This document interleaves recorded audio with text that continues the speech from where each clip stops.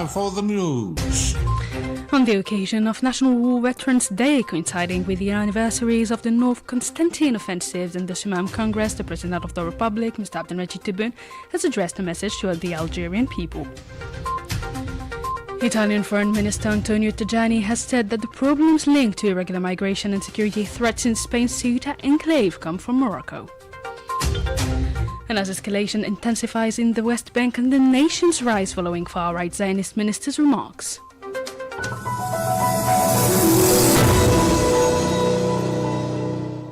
Hello and welcome to Radio Algeria International. I'm your host, Mariam Bershi. On the occasion of National War Veterans Day, coinciding with the anniversaries of the North Constantine offensives and the Sumam Congress, the President of the Republic, Mr. Abdelmajid Tebboune, has addressed a message to the Algerian people.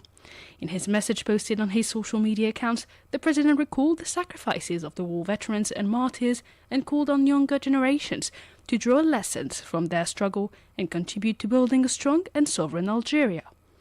He also highlighted the historical significance on the August 20th, 1955 North Constantine offensives and the August 20th, 1956 Sumam Congress, describing them as the key milestones that strengthened the organization and strategy of the National Liberation Revolution and embodied the values of national unity, solidarity and perseverance. The 17th anniversary of the Sumam Congress and the 71st anniversary of the August 20th, 1955 North Constantine Offensive will be commemorated tomorrow as part of National War Veteran Day. More details in this report by Nabil Khazini.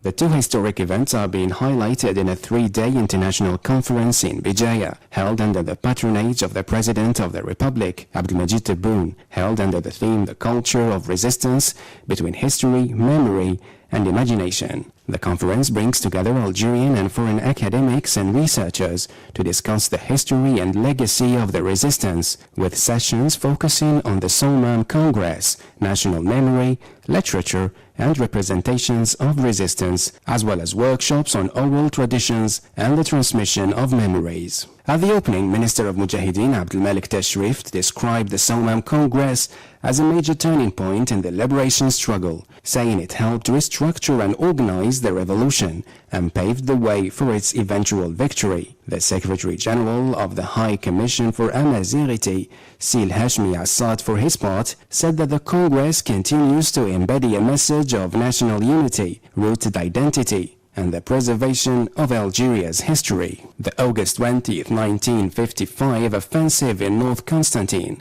is also being recalled as a decisive moment that gave new momentum to the armed struggle. Planned under the leadership of Martyr Zirod Youssef, the coordinated attacks involved war veterans and large sections of the population, targeted colonial military and administrative positions, and helped draw greater international attention to the Algerian cause. In Galma and other parts of the region, commemorative events have highlighted the careful planning and broad popular participation behind the offensive. The commemorations also highlight the lasting importance of preserving national memory and honoring the sacrifices of the martyrs and war veterans. The two anniversaries are seen as milestones in unifying the ranks of the revolution, strengthening its organization, and helping establish a common vision for achieving national independence. The Interior Minister Said Sayoud has chaired a coordination meeting devoted to reviewing and monitoring preparations related to the activation and operation of the device for measuring speed and driving time on board heavy goods vehicles and passenger transport vehicles.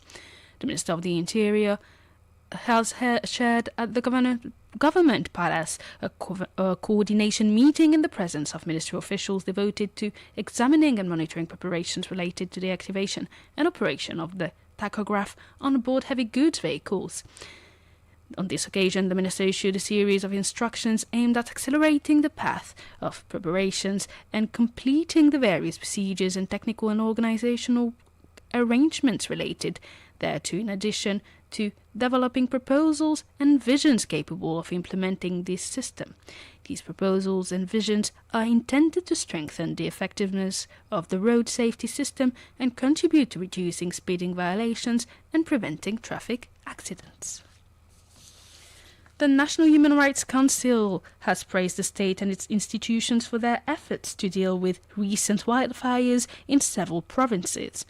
On World Humanitarian Day, the Council also held national solidarity shown by citizens' associations and volunteers, as well as the efforts of the Civil Protection and the People's National Army in firefighting, rescue and support operations.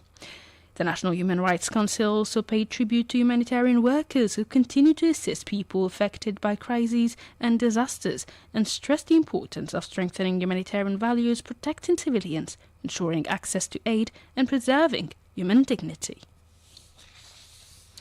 The advisor to the President of the Sahrawi Arab Democratic Republic, Ubi Bushaya Bashir, has stressed in Boumerdès that Western Sahara's natural resources are central to the decolonization process.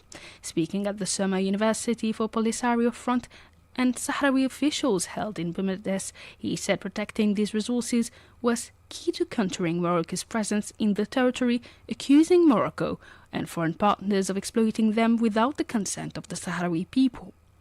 He stressed that the issue has major legal, political and diplomatic implications and that decolonization should include full Sahrawi sovereignty over natural resources, including phosphate.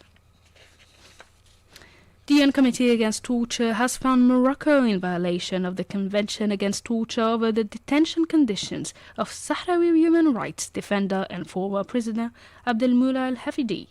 The committee said overcrowding, lack of natural light and ventilation, inadequate heating and insufficient access to drinking water and sanitation at 8 Melul prison amounted to degrading treatment. It also found that Morocco had failed to meet its obligations under the convention regarding al-Hafidi's case. Al-Hafidi, who was arrested in 2016 and sentenced to 10 years in prison, completed his sentence in April 2026.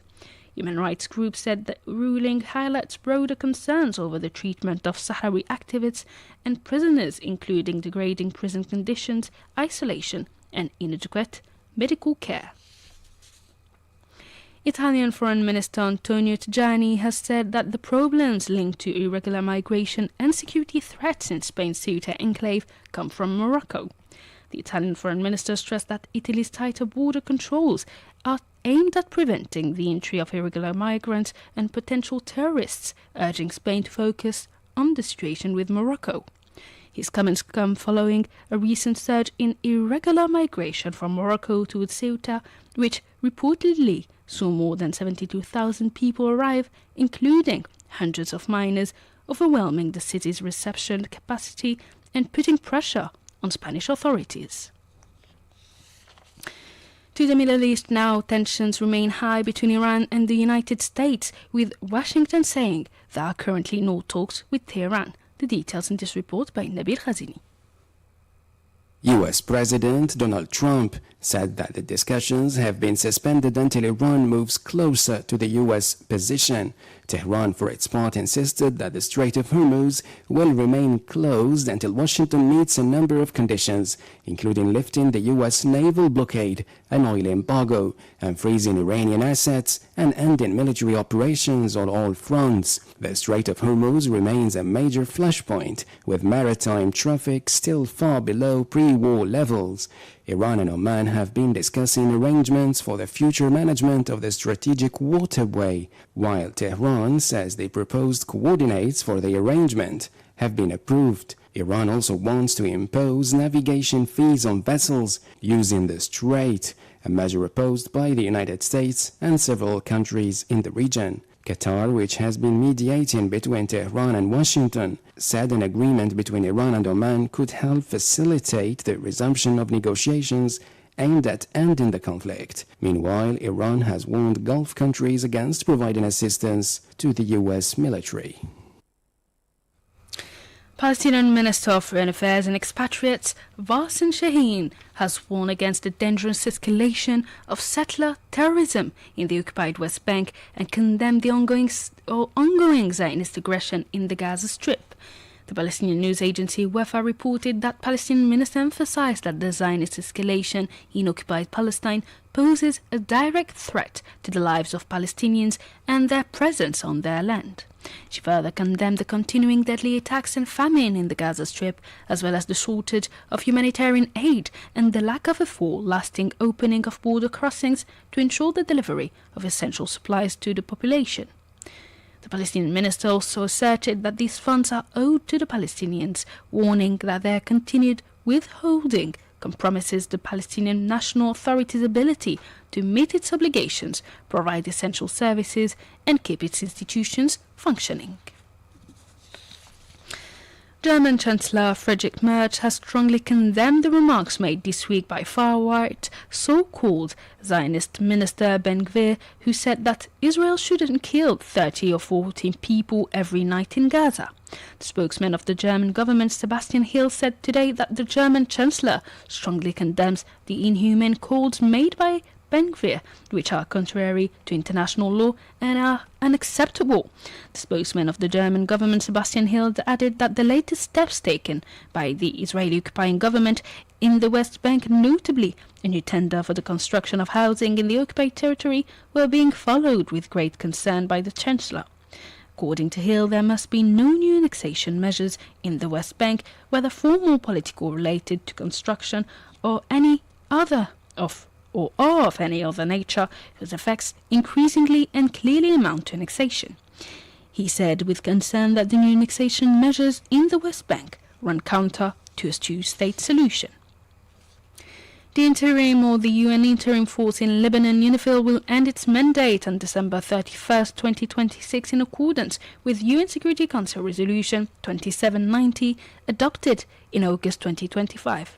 Nabil Khazini has the details.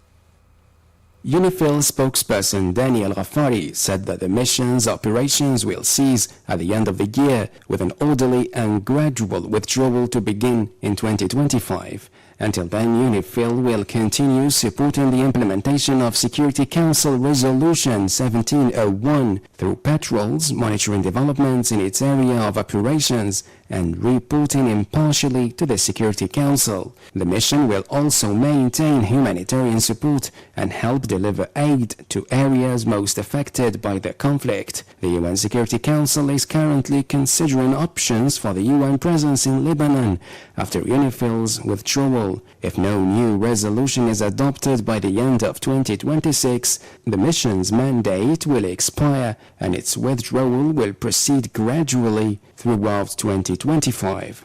Let's note that around 860,000 displaced people have returned home, but about 360,000 remain displaced, including 22,000 in collective shelters. The UNHCR warned that extensive damage to homes and basic infrastructure continues to hinder returns and recovery, while humanitarian funding remains insufficient. Syrian Foreign Ministry stated that Syria has condemned in the strongest terms the Zionist airstrikes targeting the Abu al-Duhul military airport in Idlib province, describing them as an unjustified aggression and a blatant violation of its sovereignty. The ministry added in its statement that Damascus describes the attacks as unjustified aggression and as a blatant violation of its sovereignty, as well as a dangerous escalation threatening the region's security, calling on the international community and the UN Security Council to adopt a firm stance against the repeated violations of Syrian sovereignty or serious sovereignty by the Zionist entity. Ukraine and Russia have exchanged 103 prisoners of war, each in their latest swap with the United or with mediation. The exchange brings 206 servicemen home, marking the latest humanitarian agreement between the two sides. And firefighters have managed overnight to completely contain the largest forest fire Belgium has experienced in a century, but the situation on the ground remains complicated, with several flares-up having been observed. The spokesperson for the Crisis Management Unit, Tony Husmans, said that the fire raging in the Haute Fine Nature Reserve has been contained and is not heading towards Germany, with the aim being to bring it under control if possible, with aerial support. However, yesterday no aircraft or helicopter could be deployed against this historic fire, which has already ravaged 3,000 hectares of the Utfang Nature Reserve near the German border. Waterbombing aircraft from Norway, Germany, Sweden and the Netherlands therefore remained grounded. The approximately 500 firefighters still deployed are nevertheless being helped by the rain falling in this region of eastern Belgium. But the Belgian authorities warn that this rainfall does not, however, mean that the fire has been extinguished.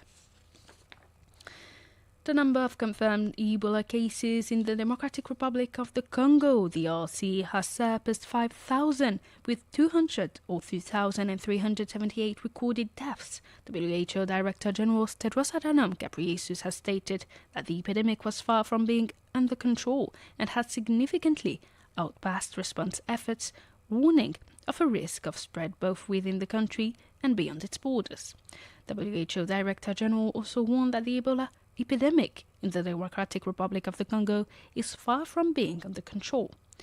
According to the latest report from the WHO Regional Office for Africa published on Tuesdays of August 16th, the DRC had recorded 5,021 confirmed cases across 25 or 55 health zones in 6 provinces, with a case fatality rate of 47.4%. As you know, about 2 days ago, we have really surpassed the number of 5,000 cases with more than 2,000 deaths. But this is really something which is unprecedented. Since my last update, a new province has already also mentioned, the confirmed cases. This is making us now at 6 provinces affected by this outbreak. This is the province of Bazwele. And it was a case coming from already an affected area in the Haut-Uele. Why I'm saying that is because the movement of the populations, the very, very fast movement of the population, the transportation of patients, the transportation of dead bodies, but also all the factors. That was WHO Coordinator, Professor Tierno Baldi. And with this last piece of news, we come to the end of our news edition today. I invite you now to listen to our weekly program produced by my colleague Jamal Salmani. Stay tuned on Radio Algeria International.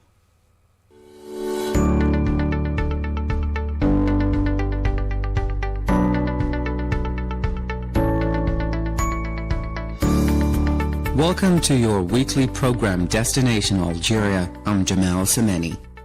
There are a number of great destinations in Algeria just waiting to be discovered. A curious mixture of cultures and influences, Algeria has something interesting to see in just about every city.